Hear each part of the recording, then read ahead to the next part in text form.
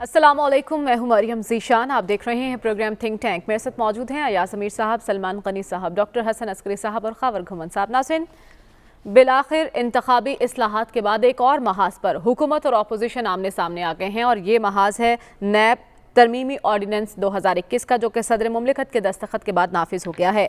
Opposition का इस पर शदीद रद्द-ए-अमल सामने आया है। अपोजिशन का मौक़िफ़ है कि हुकूमत ने खुद को NRO दे दिया है और ये भी कहा है कि ये ऑर्डिनेंस रियासती ढांचे में मजीद इंतशार पैदा करेगा, जबकि हुकूमत इससे मुताल्लिक कह रही है कि नैब ऑर्डिनेंस पर तनकीद करने वालों की अक्सर तजावीज़ इसी में शामिल हैं। इससे पहले जब नैब कवानीन में तरामीम की बात की जा रही थी, अपोजिशन के साथ इस मामले पर बातचीत भी हो रही थी, तब हुकूमत का ये मौक़िफ़ था कि जो तजावीज़ अपोजिशन दे रही है ये NRO के मुतरादिफ है।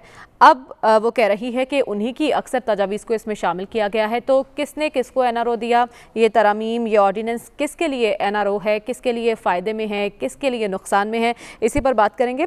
उससे पहले मैं आपको कुछ नुकात बता दूँ। जो 11 शिकों में तरामीम की गई हैं, नए चेयरमैन की तकर्री तक मौजूदा चेयरमैन ओहदे पर बरकरार रहेंगे।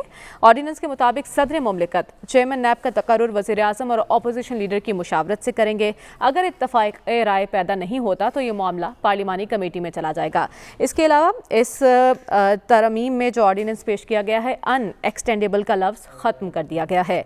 चेयरमैन नैब को हटाने के लिए सुप्रीम जुडिशल काउंसिल के इख्तियार को ही बरकरार रखा गया है।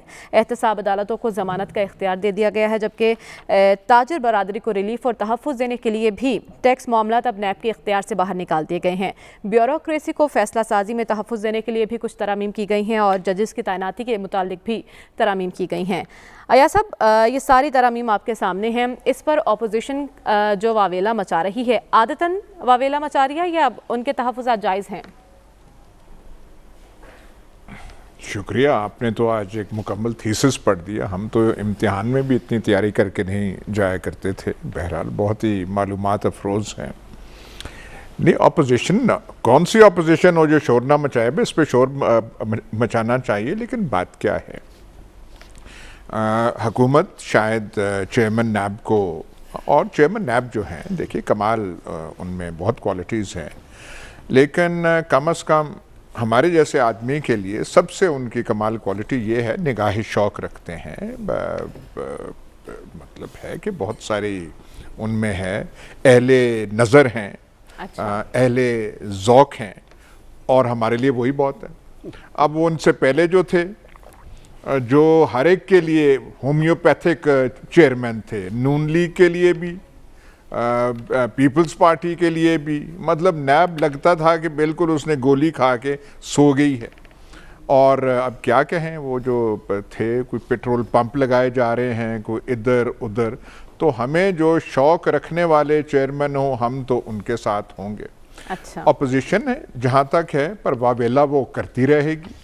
लेकिन वावेला भी क्या, कोई अपोजिशन को भी थोड़ा सा देखना चाहिए। मुकदमात बने हैं, कुछ हुआ तो कुछ नहीं है किसी को। एक जो हैं, जो सरबराह हैं बयानिए के, वो लंदन बैठे हुए हैं। दुख्तरे आज़म जो हैं वो यहाँ पाकिस्तान में बेल पे हैं। ये तो ऐसा कानून एक यहाँ पे है, पता नहीं, मेरा ख्याल है पाकिस्तानी जूरिस्प्रूडेंस में ये एक नई चीज़ है कि बेल इतनी लंबी हो और इतनी बेनिफिशियल बेल हो। और हमारे जो दूसरे हैं, जो बयानिया से थोड़े हटके जो हैं, अब सलमान गनी साहब भी उस पर रोशनी ज़्यादा वो डाल सकते हैं, उनको भी कोई सज़ा तो नहीं हुई।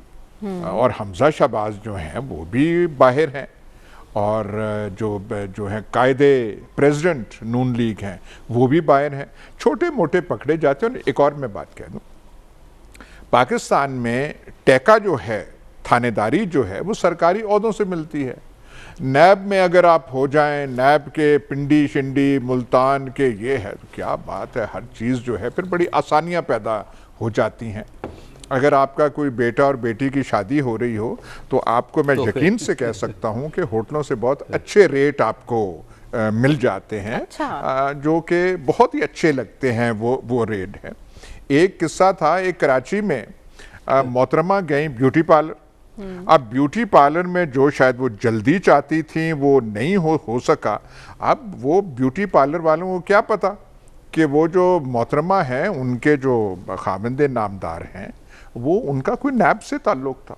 फौरन ही गाड़ियां आ गई, ये आ गया, ब्यूटी पार्लर वालों ने अपनी गलती एहसास की, माफ़ी तलाफ़ी हुई, और जो बेगम साहिबा चाहती थी पता नहीं मैनिक्योर और पेडिक्योर और सारी चीज़ें और हेयर स्टाइल और फेशियल, हमें तो नाम भी नहीं पता, वो आप सारे नाम उस आपने पे ले लिए तफसील यासा। कर सकते हैं, तो वो है। तो ये जो है, ये रोना शोना अपोजिशन का क्या है कि ये हो गया, वो हो गया, फलाना हो गया, डिमकाना हो गया, और अपोजिशन वालों किसको सजा मिली है। अब बात सुने, हमारे दोस्त कॉलीग साद रफ़ी कितना हुआ था, पकड़ लिया छोटे भाई को, और कोई सजा हुई है? नहीं हुई। तो ये look at the bright side of things. जो बाकी जो है किसको सजा हुई है? ये नून लीग जो है, हमारे दोस्त जावेद लतीफ़ या किधर, और पेशियां बुला लेना, आप अगर पहुंच जाए वहां पर तो ठीक है, आप पहुंच गए। किसी का थोड़ा सा भी ज़रा हुआ है, हाँ थोड़ा सा शिकंजा, थोड़ा सा ये है। और जिन्होंने बेल लेनी थी, जैसे मैंने गुजारिश की, बेल भी मिल गई। जिन्होंने लंदन की आबो हवा और कॉफ़ियाँ का मज़ा लेना था, वो वहाँ पे बैठे हुए हैं। और खावर घुमन साहब कहते हैं वो इनकलाबी हैं। लेनिन के बाद सबसे बड़े इनकलाबी जो हैं शायद दुनिया की सियासत में वो हुए। तो ये तमाशे जो हैं ये पाकिस्तान में ही होते हैं और ये तमाशे जारी हैं। अब ये नायब चेयरमैन के बारे में रोना क्या है आपका भाई? कौन चाहते हैं आप? वो चाहते हैं कि वो जो साबका थे, वो पेट्रोल पंप वाले, वो यहाँ पे आए, जो बिल्कुल बेज़रर, उन्होंने तो नायब को बिल्कुल फीका पकवान बना दिया था, कुछ उसमें मज़ा नहीं रहा था। चेयरमैन साहब, जस्टिस माय लॉर्ड, बिल्कुल। और फिर कहूँगा एले शौक, एले नज़र, अब मैं हवाला नहीं दे सकता, बहुत सी चीज़ें हाफसे में रहती नहीं हैं, लेकिन बिल्कुल ठीक है, तकर्री होनी चाहिए, दोबारा होनी चाहिए, और अपोजिशन की थोड़ी सी चीखें भी ना निकलें तो पाकिस्तानी हुकूमत और थानेदारी का फ़ायदा क्या है? लेकिन अपोजिशन तो हर मामले पर चीख रही है सलमान साहब। इंतखाबी इस्लाहात का मामला हो तब अपोजिशन की तनकीद, अब नैब तरमीम का मामला है तब वावेला। तनकीद पर आए, तनकीद से तो मसला हल नहीं होगा ना। आपको कोई मसला है, हुकूमत आपको दावत दे रही है, आप आए बैठें, अपनी तजावीज़ दें, आप वो भी नहीं कर रहे। क्या चाह क्या रही है अपोजिशन, क्यों नहीं हजम कर पा रही? देखें, आज या साहब तो खासे मूड में हैं और मेरा ख्याल बहुत सारी बात उन्होंने जो कह दी है कि अहले नज़र, अहले शौक़ और अहले ज़ौक़, उसे छोड़ें। देखें, बात यह है कि वो अभी एक आर्डिनेंस है, उसका फ़ैसला बाद में होना है, लेकिन पाकिस्तान के अंदर जो मौसर एहतसाबी अमल जिसके सबसे बड़े अलंबरदार ख़ुद इमरान खान साहब थे, और वो पाकिस्तान, इसमें कोई दो आरा नहीं कि उन्होंने पाकिस्तान के अंदर ये तहरीक पैदा की थी कि जो लोग करप्शन, लूटमार और कौमी ख़जाने के गबन में मुलव्वस हैं उनके ख़िलाफ़ कानूनी शिकंजा कसा जाना चाहिए। और हम हमेशा से यहाँ पे कहते हैं कि आप कसें। एक किस हद तक कसा गया, कितना करप्शन और लूटमार का सद्देबाब हो सका, कितना रिश्वत खोरी के जो रुझान है उसका फुकदान हो सका, वो सबके सामने है। लेकिन ये जो तरमीम आई हैं, देखें, मुझे इसमें बतौर जर्नलिस्ट जो मैं समझता हूँ कि इससे पहले एहतसाब अदालतों के जजों का जो तरीक़ेकार था वो थ्रू अदलिया के था कि उसमें जो सेशन जजेस थे वो जब रिटायर होते थे उनका इसका हिस्सा बनाया गया। अब ये एक एग्जेक्टिव ऑर्डर के ज़रिए बनेंगे और ये इख्तियार प्रेसिडेंट साहब के पास आ गया कि जी वो जिसको चाहेंगे वो कर देंगे। और वो ये मैं थोड़ा सा सैलरी स्ट्रक्चर भी बता दूं कि सेशन जजेस जो हैं वो बेचारे 2.5, 3.5 लाख रुपए तक उनकी सैलरी है।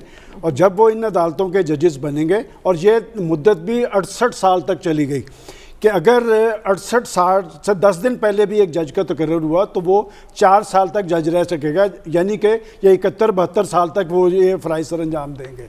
बात यह कि इस वक्त जो तरमीम हुई, सबसे ज़्यादा नाकद नैब के इस एक्ट के वाले से ख़ुद जनाब प्राइम मिनिस्टर थे। 3 उनके आप देखें क्लिप्स सोशल मीडिया पे मौजूद हैं कि वो इसकी मुखालफत करते रहे। अब सारा ये कुछ क्या है, इसमें कोई शक नहीं कि जो उन्होंने आर्डिनेंस लाए हैं, कुछ अदारों को जो खौफ व हरास था पाकिस्तान के अंदर, ख़ास तौर पे पाकिस्तान के सनतकारों, ताजरों और ब्यूरोक्रेट्स में जो सबसे ज़्यादा डरे हुए थे, वो खौफ ख़त्म करने की कोशिश किया। और उससे ज़्यादा खौफ जो हुकूमत के अंदर बैठे लोग थे अपनी हुकूमत में। बात ये कि ये अब एक नया रुझान था कि वो सारे फ़ैसले, हम माजी में कहते थे जी कैबिनेट में नहीं होते, तो उन्होंने कैबिनेट के ज़रिए ये फ़ैसले किए कि ये आटा बोरान, चीनी बोरान के बड़े बड़े स्कैंडल, LNG का, पेट्रोलियम का, इस आर्डिनेंस के बाद वो जो अरबों खरबों की लूट कसूट में जिम्मेदार जो हुकूमत के अंदर बैठे थे, अच्छा। वो तो लुडियाँ डाल रहे हैं, अच्छा। वो तो निकल गए ना उसमें से सारे। और बात है कि इसके मुतसरीन कौन थे? इसके मुतसरीन पाकिस्तान के अवाम थे, जिनकी जेबों से ये पैसा निकला। FBR दीगर इदारे तो सब कुछ देखें। बात है कि आप तो ये कहते हैं कि जी अपोजिशन लीडर से इसलिए हमने कंसल्ट नहीं करना कि जी वो नैब के मुल्ज़म हैं। शाहिद खाकान से भी नहीं हो सकता, ख्वाजा साद रफीक से, एहसन इकबाल से, जितनों के नाम लेते जाएंगे वो सारे नैब के मुल्ज़म हैं। इसलिए कि आज गवर्नमेंट उनकी है। ये असल में होता है कि कानून साजी, पहले तो बात यह कि बुनियादी तौर पे ये काम तो पार्लियामेंट का है। एक मुंतखब हुकूमत के लिए बहुत एक गैर मामूली सूरत हाल होती है जिसमें वो आर्डिनेंस लेके आते हैं। अब कोई एक माह ऐसा नहीं गुजर रहा जिसमें आर्डिनेंस हो। अब जब आप ये कहते हैं कि जी आप अपोजिशन लीडर से उनसे कंसल्ट नहीं करेंगे इसलिए कि उन पर इल्ज़ामात हैं, तो मेरा इसमें दलील ये है कि अगर इस बुनियाद पे आप उनसे कंसल्ट नहीं करते तो ये जो गवर्नमेंट के अंदर आपके वज़रा, ये जो पेंडोरा पेपर्स के अंदर जिनके नाम आए हैं, तो उनके लिए तो आप वजारतें पेश कर रहे हैं, उनको आपने सेनेटर बनाना है कि वो सारा जो उन पे इल्ज़ामात हैं उस बुनियाद पे तो आप अपोजिशन से बात नहीं करते। लेकिन गवर्नमेंट के अंदर जो आपके लोग मौजूद हैं उन्हें आपने हर तरह का तहफ़्फ़ुज़ दिया है। और पाकिस्तान की सियासी तारीख में जब भी कमेटी और कमीशंस बनते हैं, इसलिए कि इसी दौर के अंदर आपने चीनी पे कमीशन बनाया और कौम का वक्त ज़ाया किया, पैसा ज़ाया किया, उस पर आप अमल दरामद नहीं कर सकते। मैं समझता हूँ कि गवर्नमेंट ने अपने लोगों को रिलीफ मुहैया किया है, और जिन्होंने पाकिस्तानी अवाम को लूटा था दोनों हाथों से वो लुटियां डाल रहे हैं। तो ये गवर्नमेंट की जमहूरियत और जमहूरियत पसंदी है। लेकिन ऑपोजिशन से एहसन इकबाल और शाहिद खाकान अब्बासी कह रहे हैं कि हमें भी इससे फायदा हो रहा है, लेकिन हम मुल्क की मफाद में बात कर रहे हैं। डॉक्टर साहब, आपकी नज़र में क्या हम आटा चीनी स्कैंडल के जो भी जिम्मेदारान हैं वो बरी हो जाएंगे इस मामले से जो तरामीम सामने आई हैं? देखिए, उनके केस क्या नैब के पास हैं? नहीं है उनके केस नैब के पास। अच्छा देखें, इसमें बात यह है कि जो अपोजिशन का शोर शराबा है वो तो समझ में आता है। हमारे यहाँ सियासत इसी किस्म की है कि एक दूसरे को बुरा भला कहते रहते हैं, बात माननी नहीं है तो ठीक है। लेकिन इसमें जो कंसेशंस आई हैं, देखिए उसको दो तीन चीज़ों को आप देखें। जो कंसेशंस आई हैं वो तमाम पेंडिंग केसेस पे अप्लाई होंगी जिसमें अपोजिशन के केसेस गवर्नमेंट के केसेस की निस्बत ज़्यादा हैं। अच्छा, आप मतलब फैक्ट्स को चेक करें ना। मुझे अफसोस इस बात पे होता है कि जो लोग गुफ्तगू कर रहे हैं इस पे अपोजिशन वाले, वो फैक्ट्स को नहीं चेक कर रहे हैं। देखिए उसमें जो चीज़ें अप्लाई होंगी वो सब पे अप्लाई होंगी। अच्छा, इसका मतलब ये है कि जो पेंडिंग केसेस हैं उन पे भी अप्लाई होगा। बाकी रहा, अगर आपकी नज़र में सुप्रीम कोर्ट के जो मुख्तलिफ जजमेंट नैब पे आते रहे हैं माजी में, इसी तरह 3 हाई कोर्ट्स के जजमेंट आते रहे हैं नैब के ऊपर, उनमें जो बातें रेज हुई हैं, जो इतराज़ात किए जुडिशरी ने, उनको भी इसमें एड्रेस करने की कोशिश जो है वो की गई है। जिसकी वजह से कि जब तक आप ये इस्टेब्लिश ना करें कि किसी सिविल सर्वेंट ने गेनफुल वहाँ से कोई फ़ायदा उठाया है, उस वक्त तक आप उसको नहीं इसको फंसा सकते। वरना हाल ये हुआ था कि एक सिविल सर्वेंट है, रिटायर हो गया, 6-7 साल हुए, आप उसको पकड़ लेते हैं कि आप फलां कमेटी के मेंबर थे, उस कमेटी ने जो फैसला किया उस कमेटी से ये नुकसान हो गया। अब आप साबित कीजिए कि आपने आपको हम सज़ा क्यों ना दें। तो अब ये अच्छा इकदाम है ब्यूरोक्रेसी नहीं, ये इस लिहाज से बिजनेसमैन के लिए भी ये भी है। लेकिन 3 इश्यूज़ को मैं हाईलाइट करना चाहता हूँ जो कि समझना ज़रूरी है इसके सिलसिले में, जिसमें तवज्जो की ज़रूरत है। पहला तो ये है कि जो मौजूदा चेयरमैन हैं उनको टर्म नहीं दी गई है, उनको सिर्फ ये है कि टिल सिलेक्शन, और अब सिलेक्शन का तसलसल बरकरार है। अच्छा, और फिर ये कि सिलेक्शन का वो झगड़ा के प्राइम मिनिस्टर ने बात नहीं करनी, वो ख़त्म कर दिया। अच्छा। क्योंकि प्रेसिडेंट साहब जो हैं वो प्राइम मिनिस्टर और लीडर ऑफ द अपोजिशन से गुफ्तगू करके फैसला करें। कंसल्टेशन होगी सदर साहब के साथ? क्या अपोजिशन अगर करती है सदर से बात? अपोजिशन नहीं, सदर अपोजिशन से बात करते हैं। प्रेसिडेंट जो है कंसल्टेशन करेगा प्राइम मिनिस्टर ऑफ पाकिस्तान से और लीडर ऑफ द अपोजिशन से। वो मुमकिन है, वो किस्सा ख़त्म हो गया ना कि अब नहीं बात करनी। वो प्राइम मिनिस्टर साहब कहते थे ना कि बात नहीं करनी, तो प्राइम मिनिस्टर को तो बात करने की ज़रूरत ही नहीं है, मामला प्रेसिडेंट के पास चला गया। लेकिन जो ये टर्म डाली गई है कि एक्सटेंडेबल है, मेरे नज़दीक ये जो सेंसिटिव अदारे होते हैं और ऐसे अदारे जिनका अकाउंटेबिलिटी से ताल्लुक़ है, और अपोजिशन की अकाउंटेबिलिटी हमारे मुल्क में हमेशा ज़्यादा होती है, इस किस्म के अदारों के चेयरमैन को एक्सटेंडेबल टर्म नहीं होनी चाहिए। अच्छा। एक टर्म होनी चाहिए, ताकि ये फीलिंग ना हो कि अपनी एक्सटेंशन के लिए उसने गवर्नमेंट के करीब जाने की जो है वो कोशिश की है। वैसे भी अगर आपने अदारों को मजबूत करना है तो लोगों को एक्सटेंड ना कीजिए, लोग बदलते रहें, तभी अदारे मजबूत होंगे। अगर आप एक्सटेंशन देते हैं, अदारे कमज़ोर होते हैं, लोग मजबूत होते हैं। और पाकिस्तान को मजबूत अदारों की ज़रूरत है, मजबूत लोगों की ज़रूरत नहीं है। इसलिए एक्सटेंशन वाली चीज़ जो है वो दुरुस्त नहीं है। नंबर 2, इसमें एक प्रोविज़न डाली गई है कि अगर आप जब नैब पकड़ता है आपको, तो आपको बेल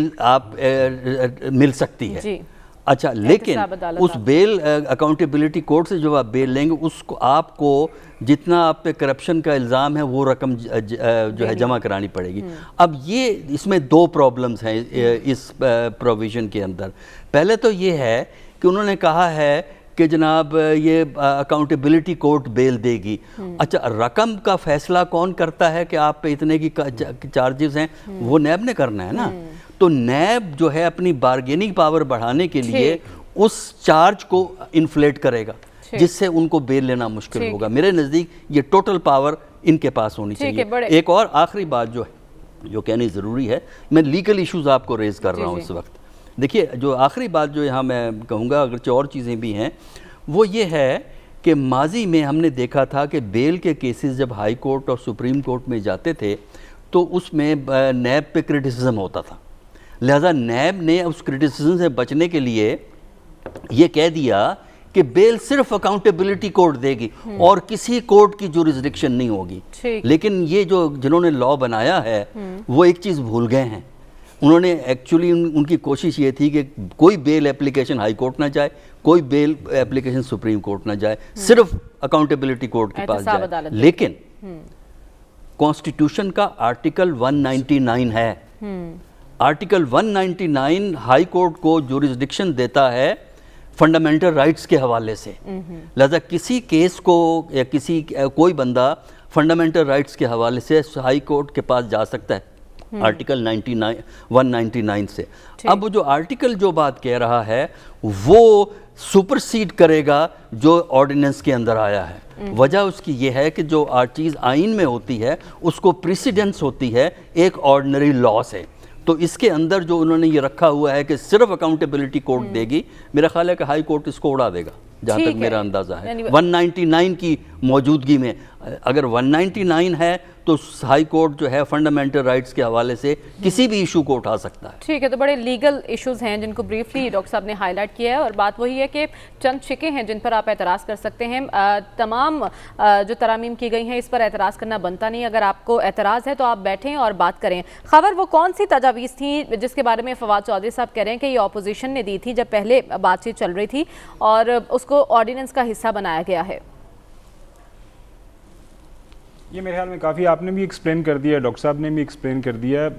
जो आपका सवाल है ये 3-4 चीज़ें थी। एक तो ये वाला ख़ास तौर पर जो बेल वाला इशू है, पहले ये था कि 90 डेज से पहले आप बेल अप्लाई नहीं कर सकते, तो उसमें ये कहा गया है कि जी बेल आप जो है मुतलका अकाउंटेबिलिटी कोर्ट से ही आप ले सकते हैं। हाई कोर्ट थोड़ा सा ये जो मुझे समझ आई है कानून की, अगेन इस पर बात हो सकती है, ये नहीं है कि हाई कोर्ट का इख्तियार ख़त्म कर दिया गया। पहले ये था कि सिर्फ बेल आप हाई कोर्ट में ही जाके ले सकते थे।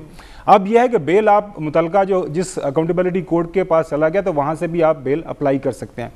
अच्छा, उसके बाद जो ख़ास तौर पर वो जो ब्यूरोक्रेट्स वाला इशू था कि अगर कैबिनेट लेवल के ऊपर एक फ़ैसला हुआ है तो उस फैसले को चैलेंज नहीं किया जाना चाहिए नैब की तरफ से। ये दूसरी हुकूमत की तरफ से जो अपोजिशन की तरफ से भी ये तजावीज़ थी। 34 के करीब तजावीज़ हैं, वो आप पढ़ भी सकती हैं। उसके अलावा एक और तजवीज़ ये भी थी कि जो है अगर फ़र्ज़ करें एक ब्यूरोक्रेट ने या किसी जो पब्लिक ऑफिस होल्डर ने, कोई मिनिस्टर है, उसने कोई फ़ैसला किया है इन गुड फेथ, वो फ़ैसला बाद में उसका नुकसान हुआ है, लेकिन उस फैसले की वजह से उसके ज़ाती किसी जो माल मंतर के अंदर इजाफा नहीं हुआ, तो उसके ऊपर आप उस केस नहीं बना सकते। अगर मेरे फर्ज करें, मेरा या याद साहब या आपके जो एसेट्स बढ़ गए हैं एज ए ब्यूरोक्रेट या एज ए पॉलिटिशियन, तो वो डेफिनेटली उस पर पूछा जा सकता है। दो तीन जो आपने डॉक्टर साहब ने बिल्कुल सही बात की कि कम से कम हमें बात करते हुए हकायक को बिल्कुल जो सरफे नज़र नहीं करना चाहिए। नंबर 1 जी, बात नहीं की जाएगी अपोजिशन से, जनाब आला बात अपोजिशन से की जाएगी, वो शेक डाल दी गई है। President as a part of the parliament वो लीडर ऑफ अपोजिशन और लीडर ऑफ द हाउस को बुला के बात कर लेगा, ये बात है।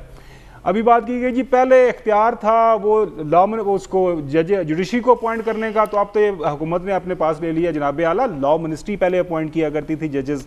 लॉ मिनिस्ट्री हुकूमत वक्त की एक मिनिस्ट्री, एक डिवीजन है, उसी के ज़रिए पहले भी अपॉइंटमेंट हुआ करती थी। वो मोहतरम अल्लाह जन्नत नसीब करे, अल्लाह उन्हें ग़रीक़ रहमत करे, वो जज मोहम्मद बशीर साहब को अपॉइंट नून लीग ने किया था, आपको याद होगा। तो लॉ मिनिस्ट्री किया करती थी, अब तो प्रेसिडेंट को दे दिया गया इख्तियार। मेरे ख्याल में वो भी एक काइंड ऑफ स्टेटस आपको हो गया, अच्छी बात है। एनीवेज जी, एग्जैक्टली मैं जिक्र कर रहा हूँ। अब मरियम इशू ये है कि पहले दिन से, जब से नून लीग की दूसरी हुकूमत के ज़माने से एहतसाब और रहमान कमीशन बना था, ये कानून मुतनाज़ा है। जनरल मुशर्रफ ने मुतनाज़ा तरीके से इस्तेमाल किया। उसके बाद जब नून लीग और पीपल्स पार्टी आपस में ये तो कहा गया कि हम एक दूसरे के खिलाफ इस्तेमाल नहीं करेंगे। याद साहब ने एक्सप्लेन कर दिया, जो पहले हमारे जो चेयरमैन थे चौधरी साहब, वो पूरा अपने डिफरेंट ही कामों में लगे रहे। अब ये जज साहब आ गए, तब शुरू से लेके ये कानून मुतनाज़ बना हुआ है। और हुकूमत ने उस दिन प्रेस कॉन्फ्रेंस के अंदर कहा है कि ये बिल्कुल, एक तो चूंकि मौजूदा हम जो पोजीशन को खाली नहीं रख सकते इसलिए ऑर्डिनेंस लाना पड़ा है, और बाकी ये सारे का सारा ऑर्डिनेंस जा रहा है पार्लियामान के अंदर। इस ऑर्डिनेंस को अगर कल कलाम को एक्ट बनना है, परमानेंट आपके स्टैच्यूटरी बॉडी और उसका बुक्स का हिस्सा बनना है, मुस्तकिल एक कानून बनना है, तो पार्लियामान की मंजूरी बड़ी ज़रूरी है। तो पार्लियामान में सेनेट भी है, पार्लियामान में नेशनल असम्बली भी है, वो वहाँ पे इनको मिल बैठना चाहिए और इसके ऊपर मेरे ख्याल में सैर हासिल बहस होनी चाहिए। कोई इसमें कोई वो राय नहीं है। लेकिन प्रॉब्लम हमारे मुल्क की ये है और हमारे मुल्क के सियासतदानों की ये है कि हम सिर्फ सियासत करना चाहते हैं। इससे पहले ये है कि हुकूमत इसी कानून को डिफेंड करती थी और कहते थे अपोजिशन वाले हमसे एनआरओ मांग रहे हैं। अब हुकूमत अगर एग्री हो गई है कि हुकूमत को समझ आ रही है 2 साल बाकी रह गए हैं, हमारे कुछ मसाइल हैं, काम करना है, और चूंकि ब्यूरोक्रेट्स की तरफ से हमें एतराज़ात आ रहे हैं या बाकी भी कुछ डिपार्टमेंट्स की तरफ से, तो वो चाह रहे हैं इसको आगे करना, इसमें कुछ तरामीम करना, तो अपोजिशन ने कह दिया कि हमने इसके ऊपर कोई बात नहीं करनी। क्या आपने किसी भी साइड से कोई ऑब्जेक्टिव एनालिसिस सुना है, ऑब्जेक्टिव जो है दोनों हुकूमत और अपोजिशन की तरफ से, कि ये कानून सारे मानते हैं कि इसके अंदर मुतनाज़ा चीज़ें हैं, इसको ठीक होना चाहिए, तो ठीक इसको क्या जिन्नू ने आके करना है, क्या किसी हवा के अंदर फिर वो खलाई मलूक आ जाएगी तो वो अपने तरीके से करेगी, तो फिर आपको इतराज़ होगा। तो जनाब आला पार्लियामान को इस्तेमाल कर लें, पार्लियामान के अंदर बैठे, जो भी इसका हल करना है उसको करें। अगर आपको मंजूर नहीं है तो वहाँ पे आप वोट अगेंस्ट कर दें, हुकूमत के पास अगर मेजॉरिटी हुई तो वो इसको पास कर लेगी। अलबत्ता ये अच्छी बात है, इसके ऊपर बहस मुबासा चल रहा है, लेकिन दोनों अतराफ में जो मुझे लग रहा है, पिछले 18-20 साल से हम अपोजिशन की तरफ से सुनते थे, अब हुकूमत की तरफ से लग वही रहा है कि इसके ऊपर सियासतबाजी हो रही है। अगर देखा जाए कि कोई खलूस नीयत से इस कानून को चेंज करना चाह रहा है, वो कहीं कोई चक्कर नहीं है। तो बिल्कुल अयाज साहब ने सही कहा कि शोल मेला लगा हुआ है, इसे होना हमाना कुछ भी नहीं। पहले भी लोग मौज मस्ती में हैं, अब भी लोग मौज मस्ती में हैं, बस वो सारे काम चल रहे ऑपोजिशन भी ये हैं। चाहती है कि नैब कवानीन में तरमीम हो, और हुकूमत की भी ये ख्वाहिश है कि नैब कवानीन में तरमीम की जाए, लेकिन उसके लिए दोनों तरफ से लचक का मुजाहरा करना होगा, अपनी अनाओं को साइड पर रखकर मुल्क की मफाद में फैसला करना होगा, वरना ये मामला भी सियासत की नज़र हो जाएगा। हमें प्रोग्राम में आगे बढ़ना है और बात करनी है अमरीकी नायब वज़ीर ख़ारजा के दौरे पाकिस्तान की। इस ब्रेक के बाद stay with us. Welcome back नाज़रीन। अमरीकी नायब वज़ीर ख़ारजा पाकिस्तान के दौरे पर हैं। अहम मुलाकातें उनकी हुई हैं शामिद कुरैशी से, मोइद यूसुफ साहब से, लेकिन इससे भी अहम बात वो भारत का दौरा कंप्लीट करके पाकिस्तान आई हैं और भारत में एक तकरीब से खिताब करते हुए उनका कहना था कि दौरे पाकिस्तान बहुत मखसूस और महदूद मकासद के लिए है और फिल वक्त वो पाकिस्तान से वसील बुनियाद ताल्लुकात की मुतमन्नी नहीं है। अया साहब, इस दौरे की अहमियत और मकासद? भाई देखिए, एक बात है कि एक तो हमें पाकिस्तान को एक प्रॉब्लम है और ये आज से नहीं है, बहुत अरसे से है। एक डिप्टी सेक्रेटरी ऑफ स्टेट है, वो सेक्रेटरी ऑफ स्टेट नहीं है, वज़ीर ख़ारजा नहीं है, उससे नीचे भाई आ रही हैं, कुछ उनके कंसर्न्स हैं, सुन के आप जाने दें। ये जो हम यहाँ पे हमें बुखार चढ़ जाता है और हम सर पे उठा लेते हैं, इस वक्त पाकिस्तान को और ख़ास तौर पे इस हुकूमत को बुखार एक चीज़ का चढ़ा हुआ है कि यूएस प्रेसिडेंट हमें फ़ोन क्यों नहीं कर रहा। मतलब अजीब दुनिया में ये अजीब मखलूक है, और ये बिल्कुल जेन्युइन बात है कि उनको बुखार चढ़ा हुआ है, क्यों नहीं फ़ोन किया भाई। सारे सदूर को किया, कितने हैं जिनको नहीं किया, तो थोड़ा नॉर्मल लेना चाहिए। ठीक। जो वेंडी शर्मन है जो यहाँ पे आ रही है, उन्होंने पहले भी वॉशिंगटन में कहा था कि जी हम वो चाहेंगे कि पाकिस्तान जो है काउंटर टेररिज्म में ये करे और वो। भाई वो जो अपना विश लिस्ट देते हैं, जो करते हैं, बाप वो सुन के आप कर दें। और क्या कर, उनका एक पाकिस्तान को इस वक्त मखसूस एनकों से वॉशिंगटन में देखा जा रहा है। अच्छा। अपनी तमाम वो शिकस्त जो है वहाँ पे, हजीमत और रुसवाई अफगानिस्तान में, तालिबान को तो कुछ कह नहीं सकते। तालिबान तो वहाँ पे बैठे हुए हैं और वो जीत के वहाँ पे बैठे हैं, दुआ एग्रीमेंट की वजह से बैठे हैं। तो सारा का सारा नज़ला जो है खुल के अभी तक नहीं कह रहे, लेकिन जो उनके रिजर्वेशंस हैं जो जहनों में है कि पाकिस्तान ने ये किया है, पाकिस्तान, ये जो बिल आया था जो ज़ाहिर वो पास नहीं होगा, लेकिन उसमें था कि देखना ये है कि तालिबान को किसने सपोर्ट किया, किसने। भाई ये उनका एक है, सुन लें आप, कोई ऐसी चीज़ नहीं, इससे कोई ड्रामेटिक चीज़ आएगी नहीं। और एक बात अच्छी है कि शाह महमूद कुरैशी ने मिला है, मोईद यूसुफ ने, मोईद यूसुफ तक ही रहें, इससे ऊपर और ना आप बढ़ा दें। और मोईद यूसुफ साहब का कुछ तो काम यहाँ पे होना चाहिए। तो ऐसे जो है मामलात जिनसे कुछ निकलना नहीं है, वो मोईद यूसुफ साहब तक ही रहे तो बहुत अच्छा है। ठीक है, लेकिन जो गुफ्तगू उन्होंने इंडिया में खड़े होकर की है, उससे क्या समझा जाए सलमान साहब कि हम पर डू मोर का प्रेशर बरकरार रहेगा? देखिए मरियम, जब अमेरिकन के जनूबी एशिया में विजिट्स को हम देखते हैं तो उसकी तरजीह इलाकाई सूरत हाल में हमेशा इंडिया रहा है। अच्छा। और वो जो महदूद मकासद है वो अफ़गानिस्तान की सूरत हाल है, और अफ़गानिस्तान के अंदर से जिस सूरत हाल के अंदर से वो निकले हैं वो पूरी दुनिया को पता है। और पाकिस्तान को वो जो डू मोर का तर्ज अमल है, अब इस खिते के हालात तब्दील हो चुके हैं और वो अभी भी इस खिते के अंदर अपना कोई रोल चाहते हैं। नविश्ता दीवार वो पढ़ चुके हैं, पत्थर वो चाट चुके हैं, और वो अफ़गानिस्तान के अंदर वही सूरत हाल बनाना चाहते हैं जो इराक़ के अंदर और शाम के अंदर। आप देखें क्या दिलचस्प बात है कि जहाँ जहाँ से वो निकलते हैं वहाँ पर इंतशार पैदा होता है, वहाँ पर दाइश हरकत में आ जाती है। आज अफ़गानिस्तान के अंदर ये जो इतना बड़ा वाक़या हुआ है मस्जिद के अंदर, कि ये अफ़गानिस्तान की सूरत हाल भी कोई अमेरिकन हज़म नहीं कर पा रहे। अच्छा। और वजह क्या है? देखिए वजह तो वही है कि अरबों खरबों डॉलर उन्होंने खर्च किए और वहाँ से उन्होंने पत्थर चाट के उन्हें वापस जाना पड़ा। क्या वो ये चाहेंगे कि अफ़गानिस्तान मुस्तहकम मुल्क के तौर पे, एक ज़िम्मेदार मुल्क के तौर पे हो? मैं हमेशा से ये कहता हूँ कि ये ज़िम्मेदारी का चैलेंज जो है ख़ुद तालिबान को कबूल करना है। और पाकिस्तान का मसला क्या है? देखिए पाकिस्तान इनके आने से पहले अभी जो कहा गया कि जी पाकिस्तान पे बुखार, पाकिस्तान पे कोई बुखार नहीं है। अच्छा। दरअसल बुखार उसी पे चढ़ा हुआ है जो आई हैं। और मैं समझता हूँ कि आज खारजा ऑफिस पे बहुत अच्छा किया गया है। अच्छा। कि एक डायरेक्टर ने उन्हें रिसीव किया है और पाकिस्तानी प्राइम मिनिस्टर, देखें कॉल्स की है या नहीं की, उन्होंने बाद में ये भी कहा कि जी इसको क्या सराइयों का जरिया ना बनाया जाए। उनकी पाकिस्तान तरजीह नहीं है और पाकिस्तान ने उनके लिए बहुत कुछ किया, अपना बड़ा नुकसान किया और बड़ी मुश्किल से हम उस सूरत हाल से निकले हैं। हमने अपने इलाकाई इत्तेहादी नए बनाए हैं और वो इत्तेहादी बनाए हैं जो मुश्किल वक्त में हमारे साथ खड़े हैं। अब कंसल्टेशन जो होगी, मीनिंगफुल कंसल्टेशन, वो चीन के साथ होगी, रूस के साथ होगी, इलाकाई फोर्सेस के साथ होगी, अमेरिका के साथ नहीं होगी। अमेरिका हमारा एक बेवफा दोस्त है, हर मुश्किल वक्त में उसने हमें मुश्किलात में छोड़ के यहाँ से गया है, लिहाजा उनकी ना पजीराई की जरूरत है ना उनका इतना प्रेशर लेने की जरूरत है। फिर अमेरिकी नायब वज़ीर ख़ारजा के इस दौरे को कितनी अहमियत दी जाए? डॉक्टर साहब इसकी टाइमिंग को आप किस तरह से देख रहे हैं? देखिए हमारी प्रॉब्लम ये है कि हम हर वक्त इस चक्कर में लगे रहते हैं कि अमेरिका हमें लिफ्ट कराए।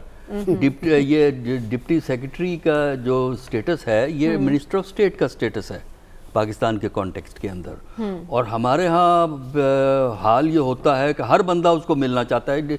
डिप्टी सेक्रेटरी तो बड़ी चीज़, असिस्टेंट सेक्रेटरी ऑफ स्टेट जब यहाँ आता है ना तो लोग उसके गिर्द नाच रहे होते हैं। तो एक तो जो है ना थोड़ा सा हमें एक हिसाब किताब रखना चाहिए प्रोटोकॉल, क्योंकि आपका अगर वज़ीर ख़ारजा अमेरिका जाता है ना, प्रेसिडेंट ऑफ अमेरिका कभी नहीं आपको मिलेगा। वो वहाँ आपको वज़ीर ख़ारजा और उससे नीचे का स्टाफ, असिस्टेंट आमतौर पे assistant secretary of state for south Asian and central Asian affair, वो आपको डील करता है। अच्छा। जो डिप्टी सेक्रेटरी से भी नीचे यानी मिनिस्टर ऑफ स्टेट से भी नीचे होता है। ठीक है। देखिए प्रॉब्लम पाकिस्तान और अमेरिका में इस वक्त ये है कि अमेरिका चाहता ये है कि टेररिज्म के सिलसिले में जो फैसला वाशिंगटन डीसी में होता है पाकिस्तान उसको मानो अन एक्सेप्ट करे, उस पर अमल दरामद करे, उस पर सवाल ना उठाए, अपनी तरजीहात की बात ना करे। नंबर 1। नंबर 2, अगर आपने अमेरिका को खुश करना है ना तो 2 काम कर दीजिए जो अमेरिका इस वक्त चाहता है। एक तो अमेरिका को एयर कॉरिडोर की ज़रूरत है टू अफगानिस्तान, ताकि जो उनके फ्लीट इंडियन ओशन में और अरेबियन सी में खड़े करेंगे वो वहाँ से जहाज़ उठे, कॉरिडोर से गुजरे और वो अफगानिस्तान चला जाए, वहाँ उसकी जो मर्जी है करे।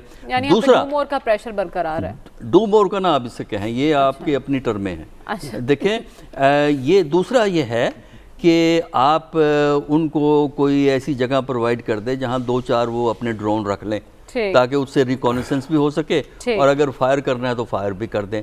तो बेसिकली उनकी एक पर्टिकुलर डिमांड है जिसके लिए पाकिस्तान पे प्रेशर रहेगा, FTF में भी प्रेशर रहेगा और उसके अलावा वहाँ के मुख्तलिफ बयानात आएंगे जो पाकिस्तान के ख़िलाफ़ होंगे। लिहाजा आपको ये समझना चाहिए कि मौजूदा हालात में अमेरिका हिंदुस्तान का स्ट्रेटजिक पार्टनर है, आप उसके स्ट्रेटजिक पार्टनर नहीं हैं। ठीक है, ख़ाबर आप क्या कहेंगे? जो स्टेटमेंट दी है अमेरिकी नायब वज़ीर ख़ारजा ने इंडिया में, और उससे हमें ज़्यादा फ़िक्रमंद होने की ज़रूरत है। वो कह रही है कि ना ही हमें कोई दिलचस्पी है कि हम इंडिया और पाकिस्तान को एक साथ मिलाकर देखें, हम अभी ना इस मकाम पर हैं और ना ही हम इस तरफ जा रहे हैं, लेकिन हम तो यही चाहते हैं कि भारत हमें अमेरिका वैसे ही ट्वीट करे जैसे भारत को ट्वीट कर रहा है। देखें, एक चीज़ ज़हन में रखें कि हर मुल्क का हर दूसरे मुल्क के साथ एक मखसूस ही मफाद होता है, उसी मफाद के लिए ये ताल्लुकात होते हैं। बाकी अभी जो है जुबानी शमन ने क्लैरिफाई भी किया है कि जी मुझे जो है मिस कोट किया जा रहा है। आज सहाफ़ियों से मुलाकात भी हुई, जब उससे पूछा गया कि आप अगर कह रही हैं कि आपके सिर्फ स्पेसिफिक जो है ये ट्रिप के मकासद हैं, इसका मतलब है पाकिस्तान के आपके साथ बाकी जो over the decades relationship build हुआ है तो उसको आप अंडरमाइन कर रही हैं। उन्होंने कहा जी आप बिल्कुल मुझे गलत समझ रही हैं, गलत आप ऐसा मत समझें, मैंने ऐसी हरगिज़ बात नहीं की। मौजूदा हालात में चूँकि अफ़गानिस्तान एक बहुत बड़ी तरजीह बनी हुई है और उसी हवाले से बात हो रही है, लेकिन हम हरगिज़ नहीं कह रहे कि पाकिस्तान के साथ हमने जो बाकी जो हमारे ताल्लुकात है उसको हम साइडलाइन कर रहे हैं। आज की तारीख में भी क्यों हम भूल जाते हैं कि हमारा सबसे बड़ा ट्रेड पार्टनर इस वक्त जो हमारी सबसे ज़्यादा एक्सपोर्ट जाती हैं, डॉक्टर साहब को भी इस कैल में, वो अमेरिका की तरफ के पास ही जाती हैं। तो वो उनके साथ हमारे ताल्लुकात हैं, क्योंकि इंडिया के अंदर ये कोई बयान हुआ तो वहाँ से उसको इस तरह का स्पिन दिया गया कि एज एफ के पता नहीं बिल्कुल ही वो हालात ख़राब हो गए। बिल्कुल सही है, अमेरिका को इस वक्त पाकिस्तान से कुछ जो है चाहिए अफ़गानिस्तान के हवाले से कि अफ़गानिस्तान के अंदर उनके जो तहफ़्फ़ुज़ात हैं, अफ़गानिस्तान के अंदर कुछ ज़ाहिर बात है उनको डर है कि एक्सट्रीमिस्ट ऑर्गेनाइजेशन दोबारा से ना आ जाएं। और आपको ये भी एक खबर दे दें कि अमेरिका की तारीख के अंदर किसी सिटिंग प्रेसिडेंट का विद इन अ ईयर उनकी जो अप्रूवल रेटिंग है वो इतनी लो कभी नहीं हुई। अभी बाइडन साहब कोई 37-38% पे चले गए, जो कि उनके लिए भी काफ़ी परेशानी है। आगे मिड टर्म इलेक्शन है तो उसमें अफगानिस्तान का मसला काफ़ी सामने आया कि आपने किस तरह इस वक्त सर्द महरी है, ये कैसे कम होगी, बर्फ़ कैसे पिघलेगी, इसी पर बात करेंगे इस ब्रेक के बाद। Stay with us. Welcome back नाज़रीन। अयाज साहब, शॉर्टली बता दीजिए, क्या अमरीकी तवक्कुआत पर पूरा उतरना अब भी हमारी मजबूरी है? नहीं, ये बात नहीं है। कॉन्टेक्स्ट जो है वो डिफरेंट है। हमारा रिलेशनशिप अमेरिका से हमेशा ट्रांजैक्शनल रहा है, वाक़यात के गिर्द रहा है कि जिहाद अफ़गानिस्तान हो, दोबारा जिहाद अफ़गानिस्तान हो, U2 भेजना हो, बीजिंग किसी किसिंजर को भेजना हो। स्ट्रेटेजिक रिलेशनशिप उस लिहाज से हमारा नहीं है। वो हालात इस वक्त है ही नहीं। अमेरिका की प्लेट पे और चीज़ें हैं, ताइवान, चाइना के कंपटीशन, साउथ चाइना से, वहाँ पे पाकिस्तान उस लिहाज से फिट नहीं होता। हम तो चाइना कैंप में देखे जाते। ठीक है सलमान साहब, आप क्या कहें? देखें, अगर इलाकाई सूरत हाल में अमेरिका की तरजीह भारत है तो फिर नई पैदाशुदा सूरत हाल में पाकिस्तान की अपनी पॉलिसी, अपने मफादात है और मुझसे पहली सी मोहब्बत मेरे महबूब ना। डॉक्टर साहब देखिए, तवक्कुआत पे पूरा उतरने की कोई ज़रूरत नहीं है, ना पहले मजबूरी थी ना मजबूरी है। जो रिलेशनशिप रहेगा, लेकिन ये इशू ओरिएंटेड रिलेशनशिप होगा, पॉजिटिव और नेगेटिव चीज़ें साथ साथ चलेंगी। ठीक है, खावर। हमें अमेरिका और चाइना के दरमियान जो तल्लुकात है हमारे, उसको बैलेंस करके चलना है। एक ही टोकरी में सारे अंडे हमने नहीं रखने, जो कि माजी में हम करते रहे हैं। तमाम ममालिक के दूसरे ममालिक के साथ ताल्लुकात होते हैं, अमेरिका के साथ हमारे अपने मफादात हैं, चाइना के साथ अपने हैं। लिहाजा हमने ये नहीं दुनिया के सामने कहना शुरू कर देना कि जी अब हमने बस अब चाइना के साथ ही रहना, अमेरिका के साथ कोई ताल्लुक नहीं है, मगरबी दुनिया के साथ कोई ताल्लुक नहीं है। हमें इन ताल्लुकात में तवाज़ुन बरकरार रखना होगा। हमारे पैनल की राय आपने जानी। आज के प्रोग्राम से हमें इजाज़त दीजिए, आपसे इंशाल्लाह कल मुलाकात होगी। अल्लाह हाफ़िज़।